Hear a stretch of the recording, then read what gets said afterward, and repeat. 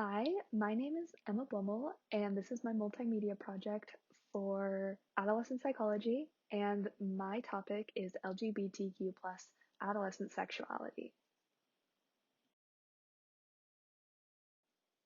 So, firstly, I wanted to start off by talking about the common knowledge that everybody should probably know about LGBTQ plus adolescents. So first is LGBTQ plus adolescents are as normal and as frequent as heterosexual adolescents. They are humans and deserve respect no matter what their sexuality is. Second is having a supportive family and friend group helps LGBTQ plus adolescents feel more welcome in the society. So coming out and being queer are both very hard things to do, and having people who love you unconditionally takes a lot of stress off of the adolescent. Third is LGBTQ plus representation is still rare, and when it is shown, it is usually not appropriate for adolescents. An example of an inappropriate show would be Euphoria. This is an adult TV show that handles adult themes and is not where young queer adolescents should be getting their information. So, as a healthy alternative, I suggest the TV show Heartstoppers on Netflix. It's a queer love story set in high school with realistic actors who actually look like they're in high school, and it has effortless representation of everyone in the queer community. And in my opinion, it's very realistic and wholesome. I love it, and I think it's very good. Lastly is adolescents who are part of the LGBTQ plus community are more likely to be victims of harassment and abuse by their peers than their heterosexual counterparts. So next we are going to talk about LGBTQ plus facts. LGBTQ plus adolescents are more at risk of suicide, drug use, peer victimization, and depressive symptoms. Parental and peer acceptance can reduce the risk of suicide, drug use, and other risky behaviors in LGBTQ plus adolescents. Another thing that can help is inclusivity in the classroom. This can decrease peer victimization and bullying, as well as help the adolescent accept themselves, which is already hard as an adolescent to accept yourself. So it just makes it a little bit easier. Lastly is, though things are changing in the US, many people are still actively trying to repress gender fluidity, even on a lawful level. I'll talk more about this later, but I just wanted to make sure that everyone knows it is still a thing. A common misconception of LGBTQ plus adolescents is the social media bubble. This is where your social media, such as TikTok and Instagram, perpetuate a false narrative of acceptance from the world.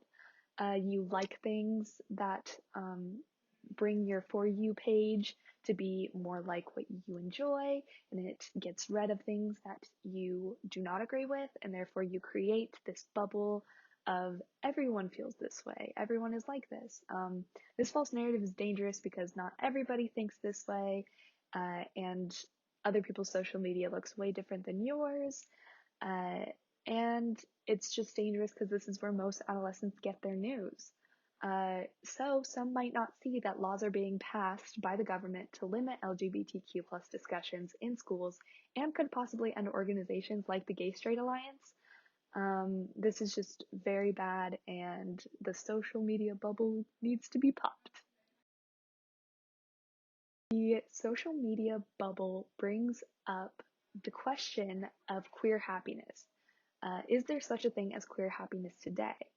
The world has shown its distaste for LGBTQ plus folks for a very long time through laws, day-to-day homophobia, and hate crimes. Representation in media can be hard for some LGBTQ plus adolescents because of the homophobia, such as using slurs and hate crimes that come with the TV shows and films, because they're trying to be as realistic as possible and be as real world as possible, and the real world is this way. This is kind of an open-ended question. There is no simple yes or no. It's just, can you find happiness in a world that is actively trying to oppress and not accept you?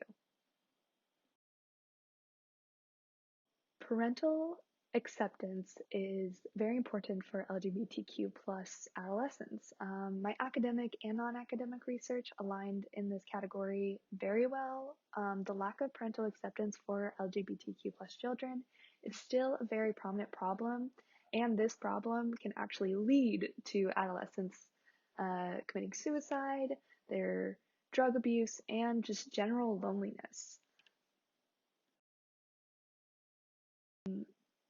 These are my final thoughts on the topic. We as a society are at a turning point. Are we going to progress or regress when it comes to LGBTQ plus community? The answer is progression. We need to stop going backwards and accept LGBTQ plus people and in turn LGBTQ plus adolescents. Um, there is a need for support, especially since the world is so hard right now. We need parental support for LGBTQ plus adolescents and school support and friend support because it is so important for these adolescents to feel accepted. And then lastly is that there's a need for schools to talk about LGBTQ plus related subjects because that is where you talk about the hard stuff. That is where you learn about the things that are going on in the world. School is the place to do that. So thank you so much for watching this PSA. This is me, Emma Blummel, and I hope you got something educational out of it. Thank you very much.